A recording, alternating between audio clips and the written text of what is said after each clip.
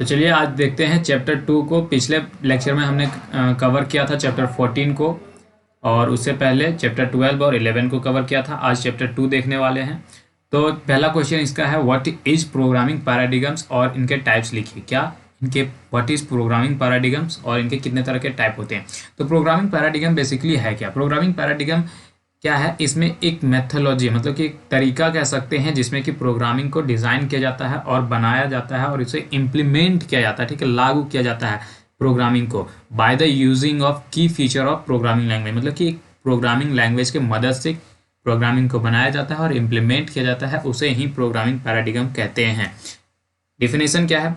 Programming paradigms define as the methodology of designing and implementing programming by using key features of programming language। जो मैंने बोला ठीक है।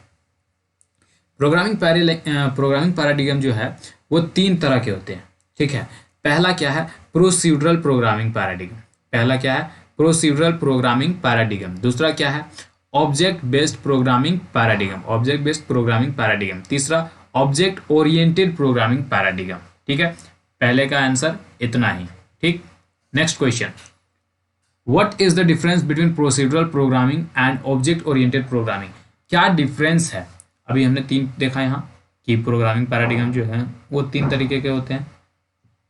तो यहाँ पर ही पूछ दिया है कि प्रोसीड्यूरल प्रोग्रामिंग में डिफरेंस बताओ और ऑब्जेक्ट ओरिएंटेड में डिफरेंस बताओ। ठीक है, तो प्रोसीड्यूरल प्रोग्रामिंग क्या करता है? ये सेपरेट करता है। प्रोसीड्यूरल प्रोग्रामिंग क्या करता है? सेपरेट करता है। किसको सेपरेट करता है? फंक्शन को सेपरेट करता है। ठीक है, सेपरेट करता है फंक्शन को और डाटा मैनिपुलेशन को।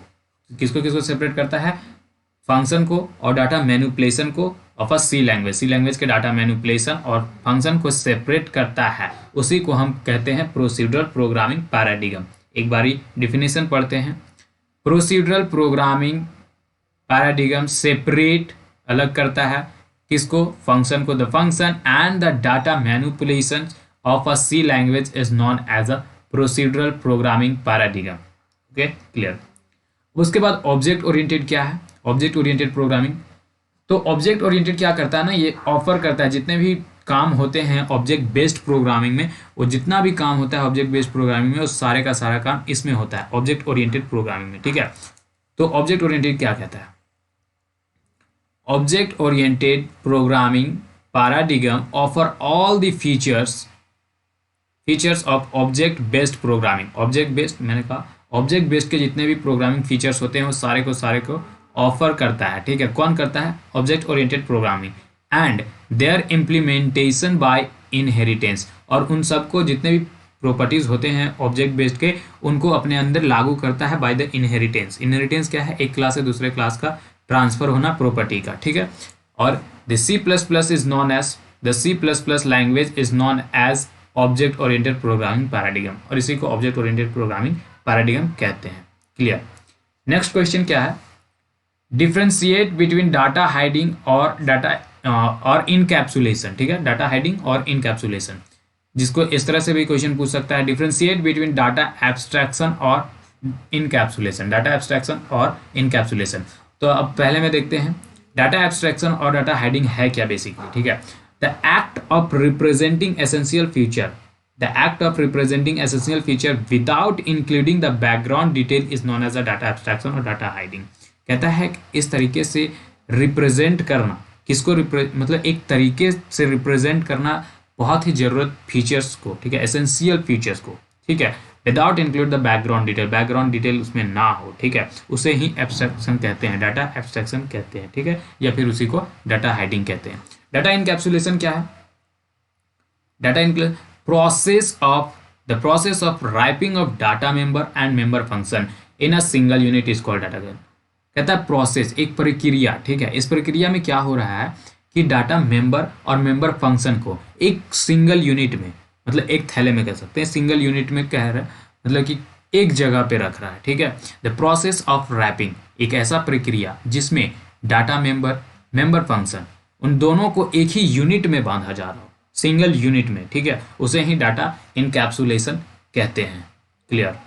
Next question, what is polymorphelization. ठीक है, क्या, what is polymorphism, what is polymorphism, और इसके एग्जाम्पल दो। ठीक है, तो पॉलीमॉर्फिज्म क्या है, एबिलिटी है, क्या है, क्षमता है। ठीक है, क्या, किस चीज का क्षमता, मैसेज और डाटा को एक से अधिक फॉर्म में प्रोसेस करने का, उसी को ही कहते हैं पॉलीमॉर्फिज्म। ठीक है, the ability for a message और a data to be process more than one form, एक से अधिक फॉर्म में किसी भी मैसेज या किसी भी डाटा को हम अगर एक्सेस कर पा रहे हैं तो उसी को पॉलीमॉर्फिज्म कहते हैं। पॉलीमॉर्फिज्म का दूसरा नाम फंक्शन ओवरलोडिंग भी है। अब कुछ कुछ पॉइंट्स हैं, कुछ कुछ टर्म्स हैं जिन्हें डिफाइन करना है। ठीक है, तो पहला क्लास का सेम है, डाटा मेंबर और मेंबर फंक्शन को अगर एक सिंगल यूनिट में कोई बांध के रख रहा है तो उसे ही क्लास कहते हैं। ठीक है, the binding of data member and member function in a single unit, member function और डाटा मेंबर फंक्शन और डाटा मेंबर को, ठीक है, डाटा मेंबर फंक्शन को और डाटा मेंबर को एक सिंगल यूनिट में अगर कोई बांध के रख रहा है तो उसे ही क्लास कहते हैं।